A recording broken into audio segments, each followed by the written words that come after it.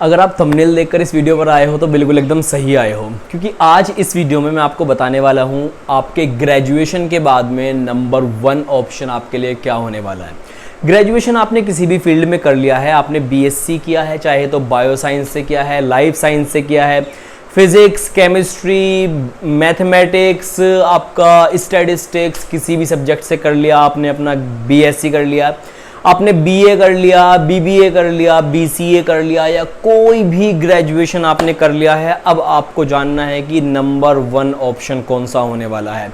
तो गाइज आपको बता दूं, इंडिया में जो नंबर 1 की जॉब होती है उसको बेसिकली हम कहते हैं इंडियन एडमिनिस्ट्रेटिव सर्विसेज, मतलब आईएएस अगर आप बनना चाहते हैं तो वो आपके लिए नंबर 1 की पोस्ट रहने वाली है। किसी भी ग्रेजुएशन के बाद में बीएससी, बीबीए, बीसीए, इस कोई भी ग्रेजुएशन हो, एमबीबीएस ही क्यों ना हो, आप उसके बाद जो है ये दे सकते हैं और इस सिविल सर्विसेज में जा सकते हैं।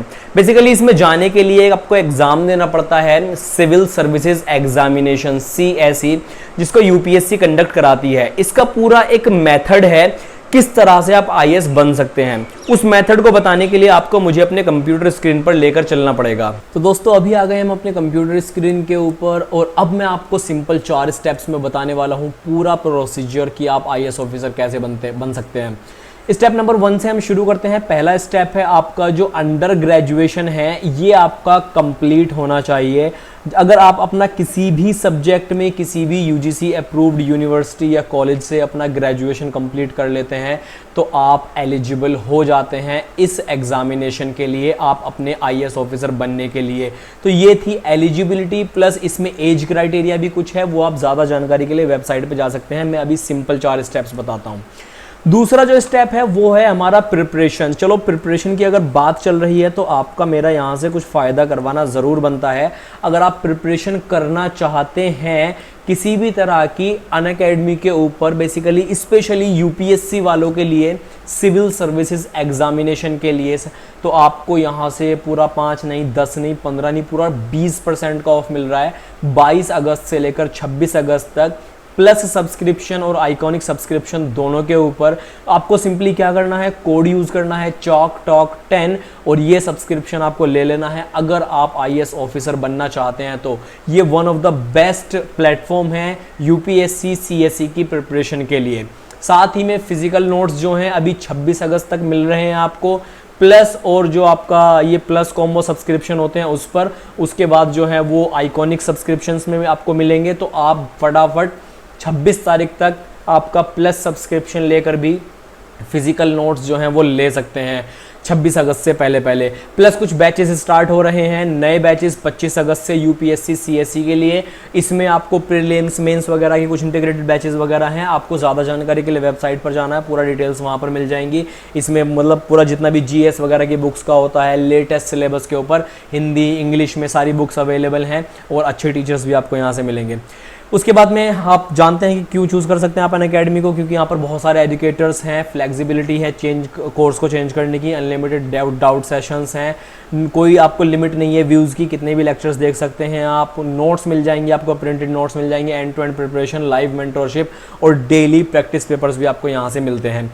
तो बेसिकली जो सेकंड स्टेप है वो हमारा है क्या, प्रिपरेशन बहुत ज़्यादा इंपॉर्टेंट है। लोग 4-4, 5-5 साल तक जो है इसकी प्रिपरेशन करते हैं। प्रिपरेशन किसकी करनी है बेसिकली ये जानना बहुत ज़्यादा ज़रूरी है आप लोगों के लिए।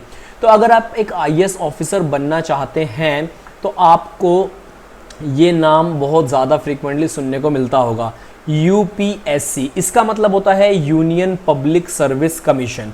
बेसिकली एक एजेंसी है, एक इंडियन एजेंसी है, गवर्नमेंट एजेंसी है जो एक एग्जाम कंडक्ट करवाती है। जैसे आपने और बहुत सारे एग्जाम्स का नाम सुना होगा, एजेंसी सुनी होगी, NTA नेशनल टेस्टिंग एजेंसी वगैरह के बारे में आपने सुना होगा, जो CSIR नेट वगैरह का एग्जाम, नीट वगैरह कंडक्ट कराती है। ऐसे ही एक एजेंसी है UPSC, union public service commission. तो बेसिकली ये एजेंसी एक एग्जाम कंडक्ट करवाती है जिसका नाम है CSE, इसकी फुल फॉर्म है सिविल सर्विसेज एग्जामिनेशन। तो यूपीएससी एक एजेंसी है जो एग्जाम कंडक्ट करवाती है सीएससी। बहुत सारे लोग बोलते हैं कि हम यूपीएससी का एग्जाम देंगे। यूपीएससी एक एजेंसी है, वो कोई एग्जाम नहीं है। एग्जाम का नेम है सीएसई, सिविल सर्विसेज एग्जामिनेशन। तो आपको ग्रेजुएशन के बाद एलिजिबिलिटी मिल जाती है कि आप इस एग्जाम को दे सकते हैं। यूपीएससी इसको कंडक्ट कराती है। अब इंपॉर्टेंट जानने की बात यह है कि ये एग्जाम अगर आप देते हैं तो आपको 3 फेजेस से गुजरना पड़ेगा। जो सबसे पहली फेज है वो है प्रीलिम्स, जो इसका एग्जाम होता है।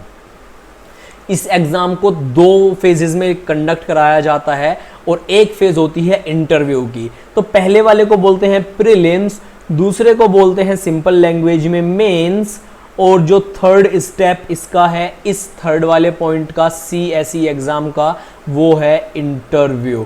तो ये बेसिकली मेन है। 3 जो स्टेप हैं, आपको पहले एक एग्जाम देना है प्रीलिम्स। अगर आप उसको क्वालिफाई कर लेते हैं तो आप मेंस में बैठेंगे, फिर आपको मेंस देना है। अगर आप मेंस को क्वालिफाई कर लेते हैं फिर आप इंटरव्यू के लिए जाएंगे, और अगर आप इंटरव्यू क्वालिफाई कर लेते हैं तो आपको भेज दिया जाएगा ट्रेनिंग के लिए।